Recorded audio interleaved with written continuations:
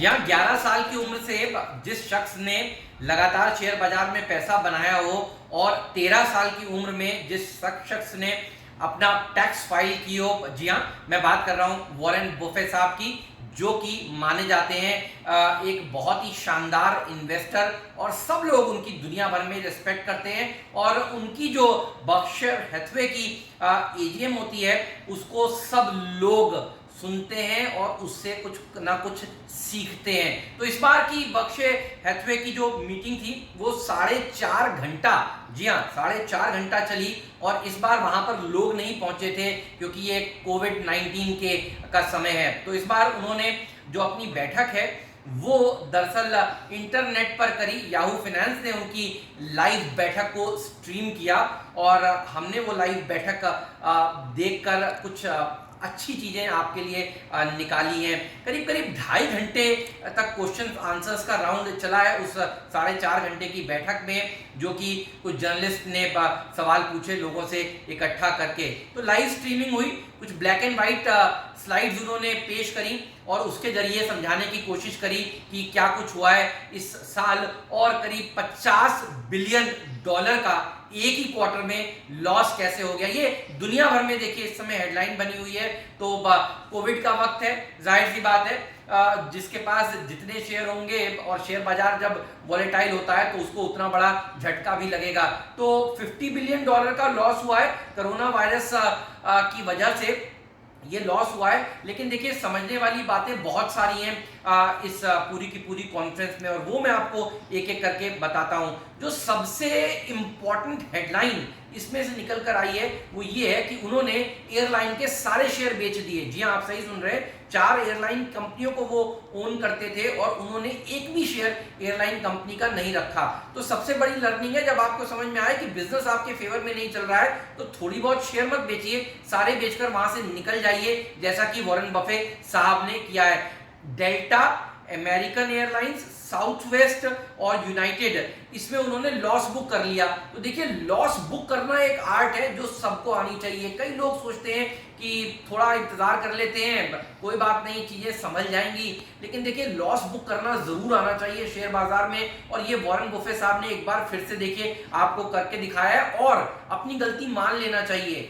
उस पूरे कॉन्फ्रेंस में उन्होंने कई बार कहा है कि इट वॉज माई मिस्टेक, मैंने गलत समझा, मैंने गलत पढ़ा और मैं अपनी मिस्टेक मानता हूं। और एयरलाइन कंपनियों में उन्होंने खरीदारी करके मिस्टेक की थी, तो मिस्टेक को मान लेना ये बड़प्पन है और देखिए ये हम सबको उनसे सीखना चाहिए। इसके अलावा उन्होंने एक बात और बताई कि उनके पास इस समय $137 बिलियन का कैश अपनी बुक पे पड़ा हुआ है। तो आपको याद होगा कैश इज किंग, तो देखिए वो इसको फॉलो कर रहे हैं और वो ये कह रहे हैं कि कोई बहुत बड़ी अपॉर्चुनिटी अगर आगे आती है कोविड के समय में, तो वो उस अपॉर्चुनिटी को इस्तेमाल करेंगे कोई बड़ी कंपनी खरीदने के लिए। और ये भी वो कह रहे हैं कि इस बार वो कुछ बहुत बड़ा खरीदेंगे, $30 बिलियन, $50 बिलियन का कुछ बड़ा एक्विजिशन वो कर सकते हैं। तो देखिए कैश होगा तो कुछ सस्ता मिल रहा होगा तो वो उसे खरीदेंगे। ये एक दूसरी बड़ी लर्निंग जो मुझे समझ में आई इस पूरी की पूरी कॉन्फ्रेंस से। इसके अलावा उन्होंने ये भी कहा कि कभी भी अमेरिका से लड़ो मत, नेवर बेट अगेंस्ट अमेरिका।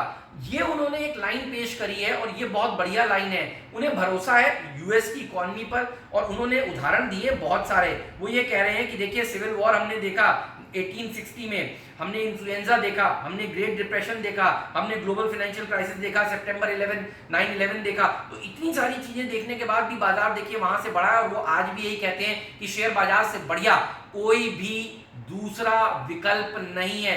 इंटरेस्ट रेट्स लोज पर है, जीरो पर है अमेरिका में, और शेयर बाजार ही एक ऐसा साधन है जिससे आप पैसा कमा पाएंगे। तो ये एक और इंटरेस्टिंग बात है कि आपको इक्विटीज से दूर नहीं भागना है। $50 बिलियन का लॉस करने के बाद आप देखिए वॉरेन बफेट कहते हैं अभी भी उन्हें इक्विटीज से प्रेम है और वो अभी भी अपॉर्चुनिटीज को ढूंढ रहे हैं। तो ये एक और सीख है जो हमें लेनी चाहिए उनसे।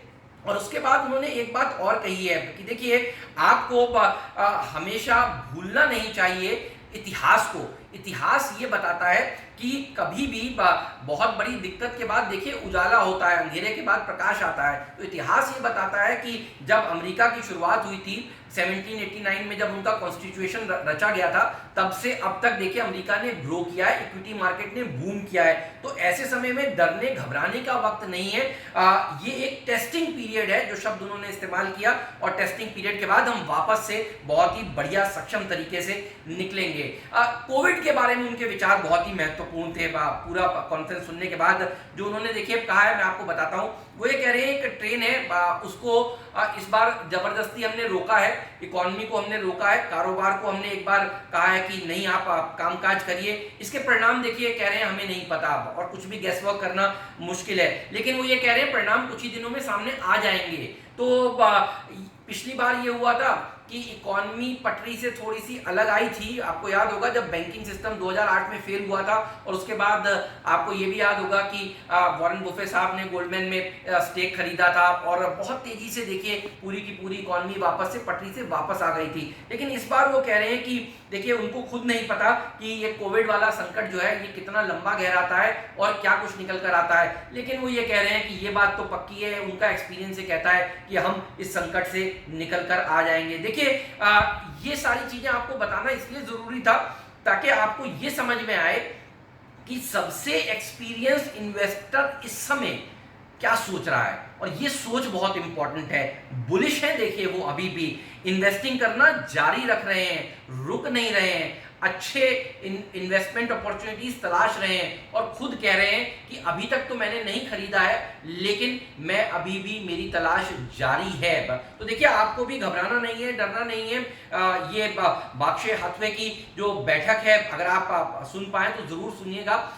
इस समय इंटरनेट पर अवेलेबल है, लेकिन अगर आप समय की कमी से नहीं सुन पा रहे हैं तो आई एम श्योर इस वीडियो ने आपकी जरूर मदद करी होगी। अपने दोस्तों के बीच ये वीडियो शेयर करिए ताकि ज्यादा से ज्यादा लोग इस मीटिंग को समझ पाएं। शुक्रिया इसे देखने के लिए, धन्यवाद आपका।